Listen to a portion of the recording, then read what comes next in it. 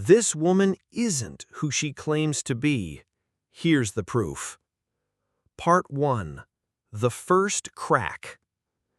I always thought I had a pretty good handle on my life.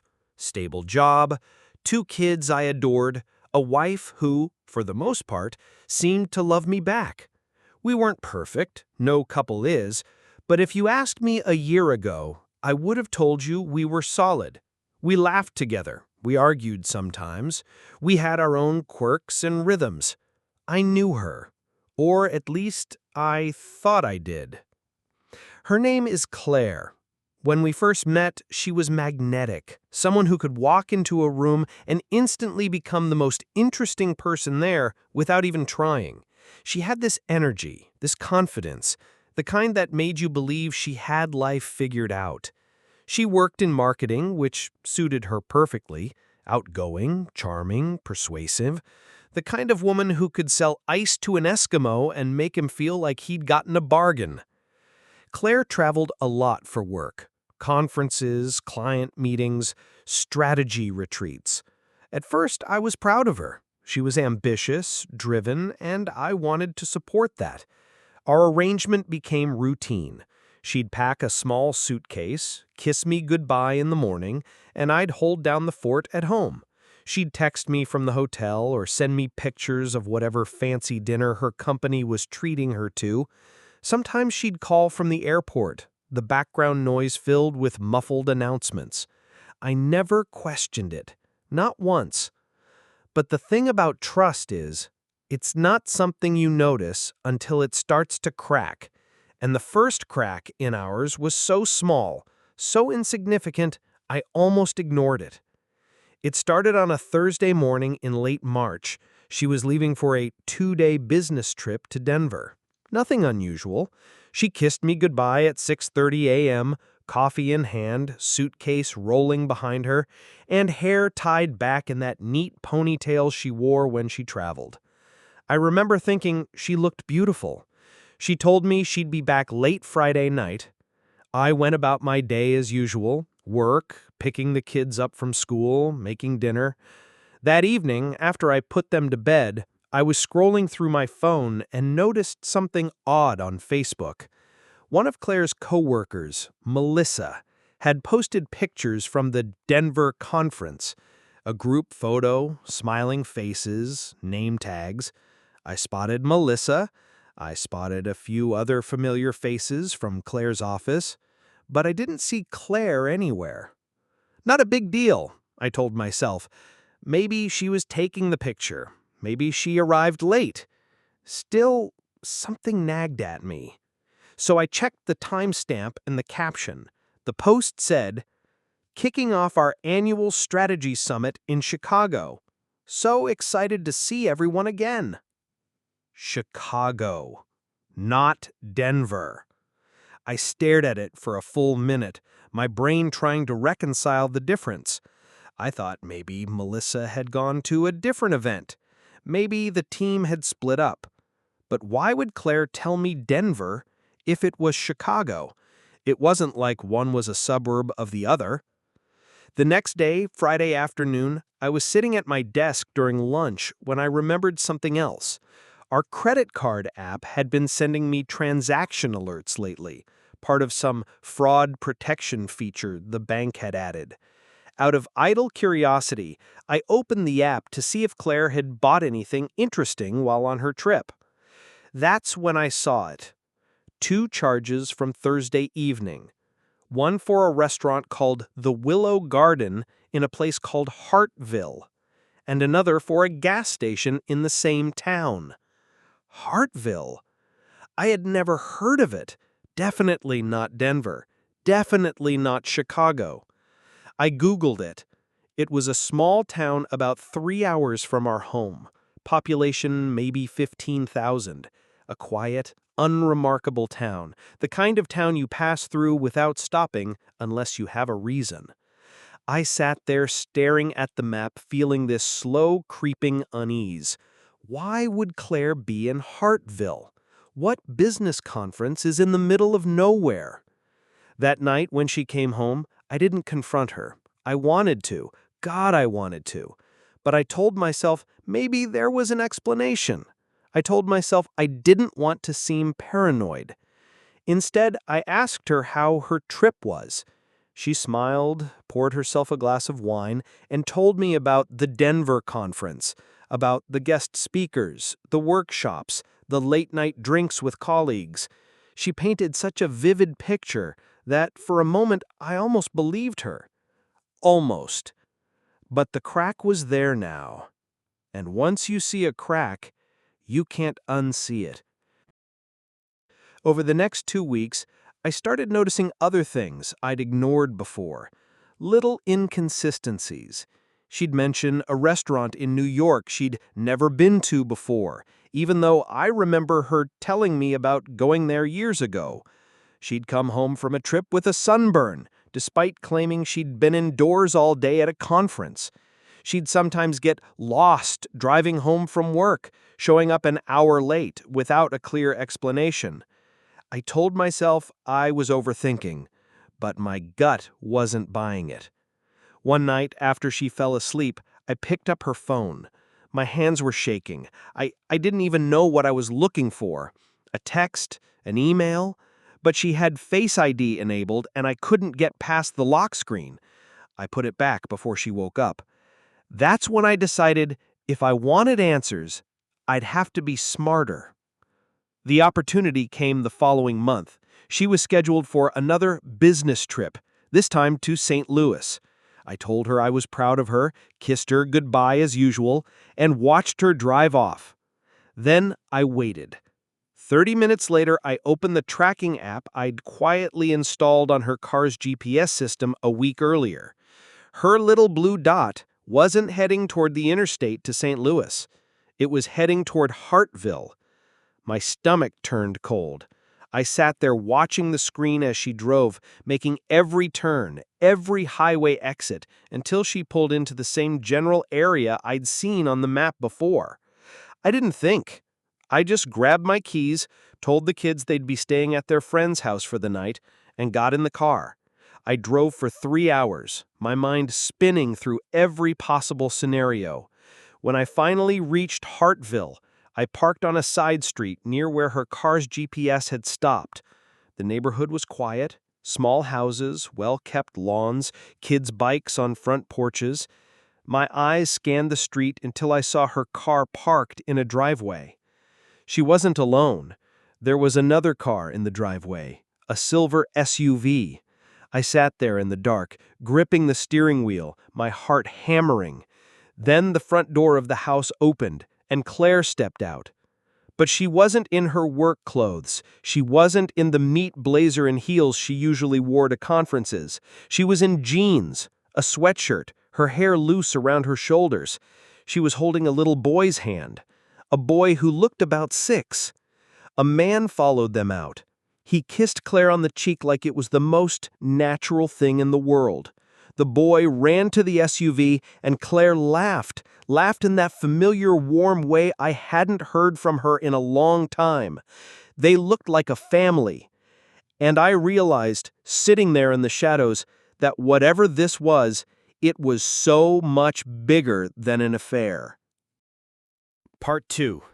The Trail of Lies. I didn't move. For at least 10 minutes, I just sat there, staring at the scene in front of me, trying to process what I was seeing. My wife was standing in the driveway of a house I'd never seen before, with a man I'd never met and a boy I'd never laid eyes on. And she looked at home.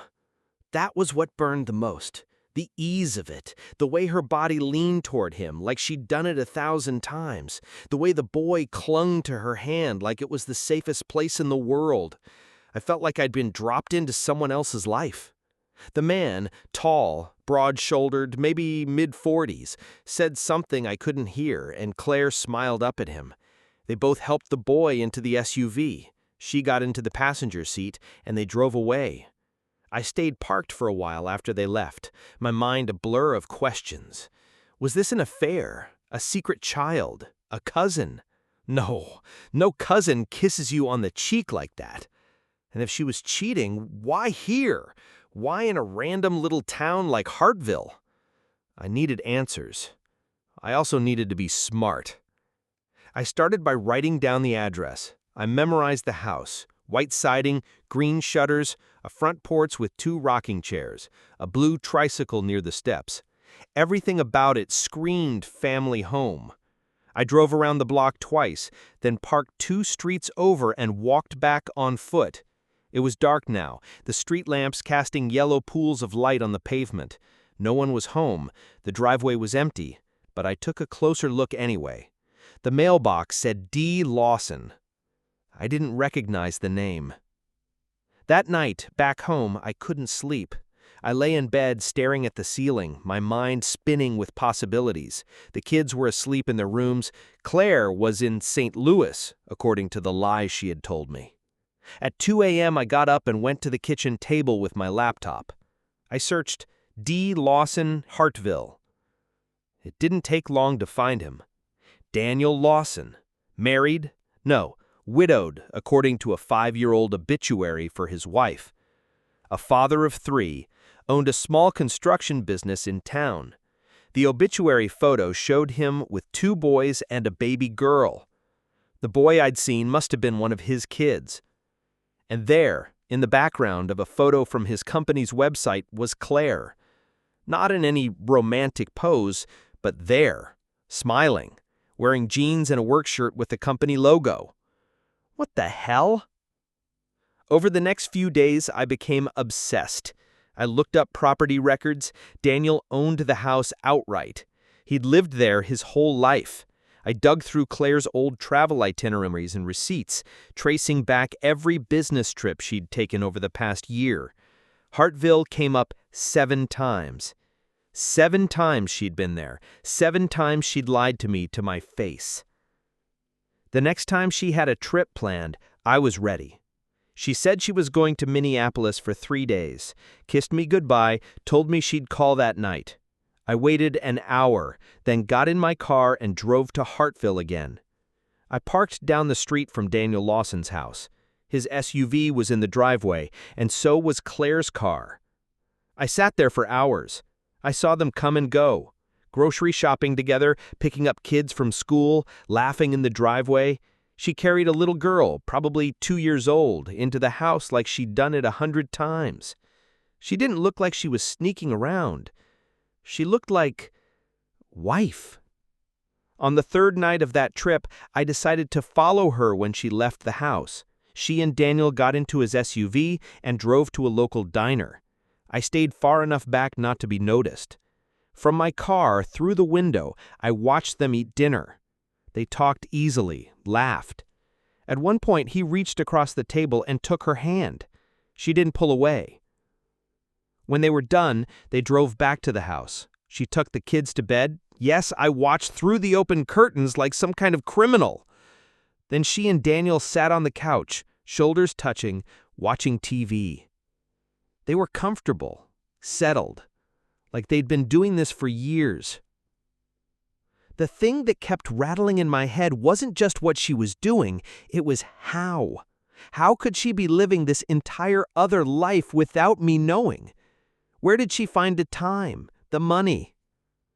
I started looking at our finances more closely, and that's when I realized she had a separate bank account, one I'd never seen before.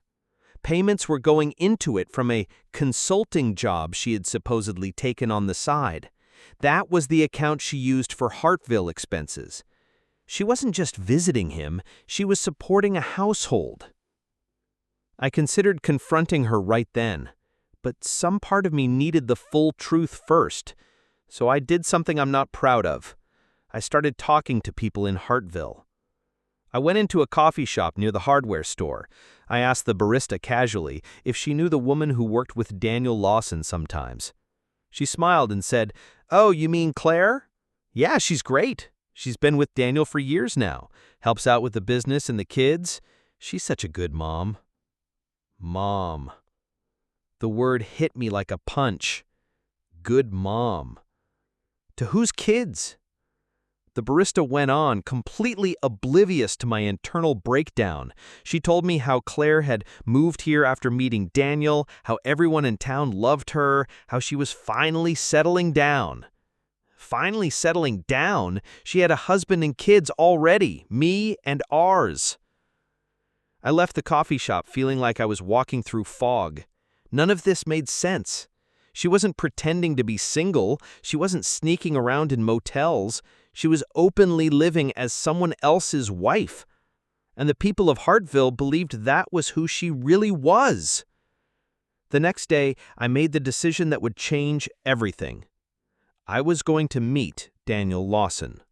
Not as myself, not yet, but up close. I wanted to look into the eyes of the man my wife had chosen to build her other life with. I didn't know then what I'd find, or how much darker this was going to get. Part 3. Unmasking the Stranger I Married. I'd always thought of myself as a reasonable man. I don't yell, I don't throw things, I don't go looking for fights. But in those days, after I found out about Hartville, I was carrying around this constant low-level burn under my skin, like my blood had been replaced with gasoline, and all it would take was a spark to set me off. I told myself that if I was going to confront Claire, I needed to know everything. I wanted to walk into that conversation with evidence so airtight she couldn't talk her way out of it. No, you misunderstood. No, it's not what it looks like. Just facts. So I planned. The first step was getting closer to Daniel Lawson. I knew from my research that he owned a small construction and renovation business. The website listed a phone number, and I called it one morning, pretending to be a homeowner in the area looking for estimates. A young-sounding receptionist told me Daniel was booked solid for the next 2 weeks, but if I wanted to swing by the office, I could leave my information. Perfect. 2 days later, I drove to Hartville again. The office was a small, converted house on Main Street. When I walked in, I half expected to see Claire sitting behind the front desk. Instead, there was a teenage girl tapping away at a computer. She looked up and smiled. "You here to see Mr. Lawson?" "Yeah," I said, keeping my voice steady. A minute later, Daniel came out from a back room. Seeing him up close was jarring. He was taller than I realized, maybe 6'2", with the kind of build you get from years of physical work. Broad shoulders, tan skin, calloused hands. He looked like the kind of man who could rebuild a house from scratch. And he looked nothing like me. We shook hands. His grip was firm, his smile easy. If I hadn't known who he was to Claire, I'd have liked him. He asked about the renovation project I was supposedly planning, and I gave him some vague details about an old farmhouse. He seemed genuinely interested, scribbling notes and asking questions. And then, casually, I said, "So, do you work here with your wife?" He didn't even blink. "Yeah, Claire. She helps with the books, scheduling, all that office stuff. Don't know what I'd do without her." Without her. He said it like a man who meant it. I left that meeting with my heart pounding in my ears. He had no idea who I was. No idea that the woman he called his wife had another home, another husband, another set of kids. That night, after the kids were asleep, I sat in my car in the driveway with my phone. I pulled up every photo we had of Claire over the past 10 years. Then I opened Daniel's company Facebook page and looked at every photo of her there. The difference was staggering. In our photos, she looked fine, sure, but there was a weariness in her eyes, a stiffness in her smile. In his photos, she glowed. She leaned into him in group shots. She laughed with his kids. She looked like she belonged. And I hated that part of me understood why he'd believe she was his wife. The more I dug, the uglier it got. I found out she'd been working in Hartville for almost 6 years. Not the occasional trip, months of going back and forth, weaving 2 lives together like some twisted braid. I thought back to times she'd missed our kids' birthdays because of work emergencies. The nights she'd called from hotel rooms saying she missed us, while probably sitting in Daniel's living room. The anniversaries she had to reschedule. Those memories felt poisoned now. Eventually, I couldn't take it anymore. I decided to confront Claire in Hartville, on her turf. The next time she had a trip planned, I followed her again. This time, I parked right in front of Daniel's house and waited until I saw her through the window. She was in the kitchen wearing an apron, cooking dinner while the little girl colored at the table. Daniel came up behind her, put his hands on her waist, and kissed her neck. I got out of my car and walked up the driveway. When I knocked, it was the boy, the one I'd seen that first night, who opened the door. He looked up at me with wide eyes, and for a split second I couldn't breathe, because he looked like me. Not exactly, he had Daniel's build maybe, but the eyes, the shape of his face, it was like staring into a younger version of myself. Is your mom here?" I asked, my voice catching. "Yeah," he said, turning his head. "Mom, there's a man at the door." Footsteps. And then Claire was there. For a moment she just froze, her face draining of color. "What are you doing here?" she whispered. Daniel appeared behind her, confused. "Claire, who is this?" I looked him in the eye. "I'm her husband." The silence that followed was suffocating. Claire's mouth opened, then closed. She stepped outside, pulling the door shut behind her. "You need to leave," she hissed. "No," I said. "You need to explain what the hell this is." Daniel opened the door again. "Claire, what's going on?" She turned to him, panic in her voice. "Go inside, Dan, please." But he didn't. He looked between us, his brow furrowing.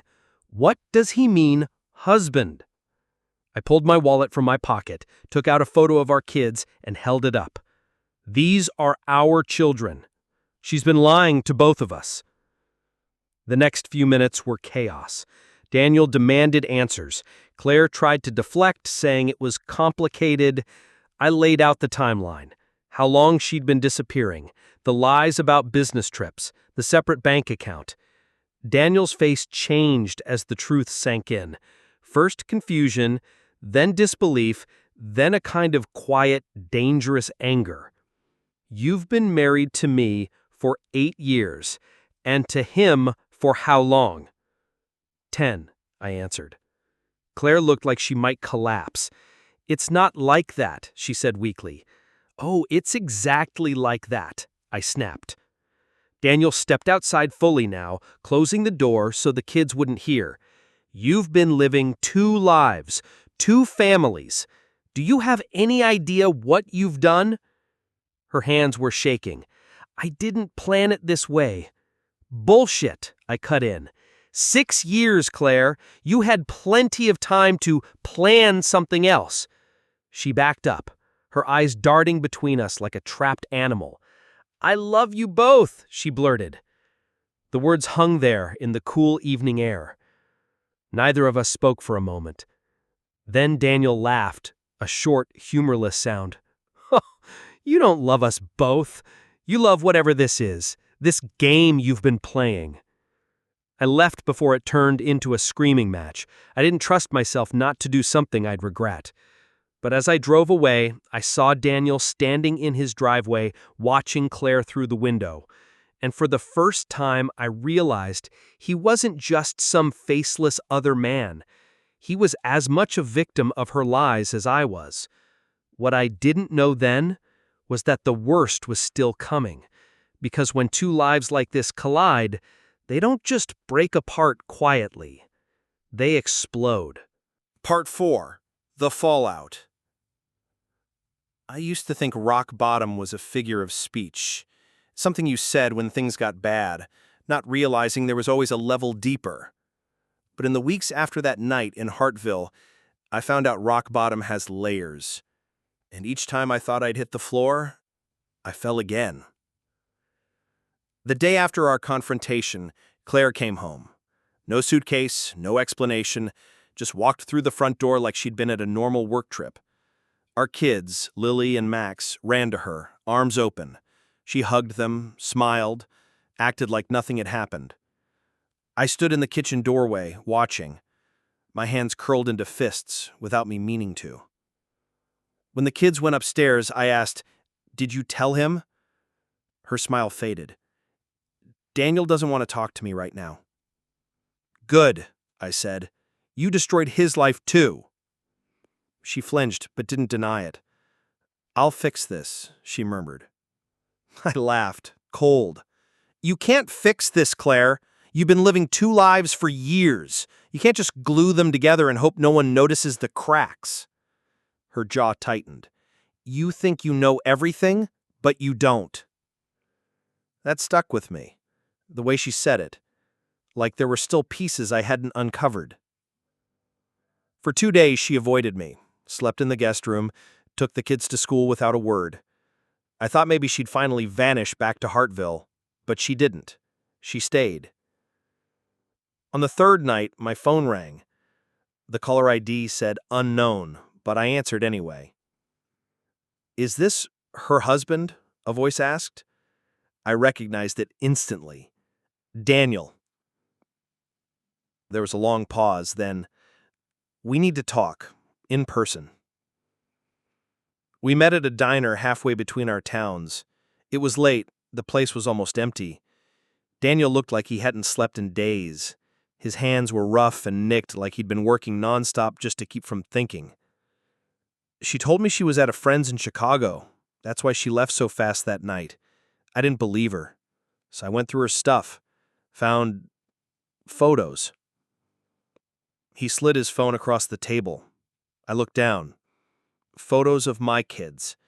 Claire at Lily's 5th birthday. Max in his Halloween costume. Claire kissing me on the cheek in front of our house. "She said you were her brother," Daniel said quietly. I almost choked. "Her brother?" "Yeah. Said you lived far away and she visited when she could." I believed her because why would she lie about something so random? I leaned back, shaking my head. She's been lying to both of us for so long, she doesn't even have to think about it anymore. We sat there for 2 hours, swapping stories. Each one made the other person's face go pale. She told him she was widowed, told me he was just a coworker who sometimes gave her rides from the airport. At one point, Daniel said, "You know, she could have kept this going forever if she hadn't slipped up. We're 3 hours apart. Our worlds don't overlap." He was right. The only reason we found out was because of a Facebook post and a credit card charge. By the end of the night, we had a plan. We weren't going to scream at her separately anymore. We were going to make her face everything at once. It happened the following Saturday. Daniel drove his kids to my house. I made sure Lily and Max were home. Claire came back from running errands to find both her families in one place. The second she stepped through the door, her eyes went wide. She froze. Max said, "Mom," and ran to her. One of Daniel's boys said, "Mom," at the same time. The sound of those two voices, two different lives colliding, was almost unbearable. Claire's face went white. "What is this?" she whispered. I stood forward. "This is the truth, Claire. All in one room." Daniel stood beside me, his arms crossed. "Tell them, all of them, who you really are." For a moment, I thought she might try to run, but then she straightened, like she'd made a decision. "I am your mother," she said, looking from one set of kids to the other. "I love you all." Lily frowned. "Mom, why are there other kids calling you Mom?" Her voice cracked. "Because I am their mom too." The kids didn't understand. How could they? Even Daniel and I could barely wrap our heads around it. The next hour was chaos. The kids kept asking questions. Claire kept dodging. Daniel and I kept pushing for straight answers. Eventually, she admitted the timeline. She had met Daniel at a trade event over 6 years ago. They'd started seeing each other. She told him she was widowed. When his wife died, she slid into the role of partner and stepmother seamlessly. Meanwhile, she kept her life with me intact. She had 2 homes, 2 sets of kids, 2 realities. And she loved the control, the way she could reinvent herself depending on which house she was in. When I asked why, she just said, "I didn't want to choose." Daniel lost it then. "You think this is some kind of romantic comedy where you get to keep both endings? These are real people, Claire, real kids." She started crying, but it didn't look like guilt. It looked like frustration, like we were ruining her perfect system. Finally, I told the kids to go upstairs. They didn't want to, but this was about to get uglier than I wanted them to see. When they were gone, I said, "You're leaving, tonight." Daniel nodded. "You're not coming back to my house either." She stared at us like we'd just spoken another language. "Where am I supposed to go?" "I don't care," I said. She did leave that night. Took nothing but a duffel bag. We didn't hear from her for weeks. Life after that was strange. The kids asked about her constantly. Daniel's kids were confused, too. We tried explaining in age-appropriate ways, but there's no gentle way to say, "Your mom was living a double life." Daniel and I talked often in those weeks. We weren't friends, exactly, but we shared a bond neither of us had asked for. Then, one evening, about a month later, I got a letter in the mail. No return address. Inside was a single sheet of paper, handwritten. "I'm sorry you both found out. I never meant to hurt anyone. I've started over somewhere else. Please don't try to find me. Tell the kids I love them. C." I almost tossed it, but then at the bottom I noticed something odd. A faint, printed receipt, used as scrap paper.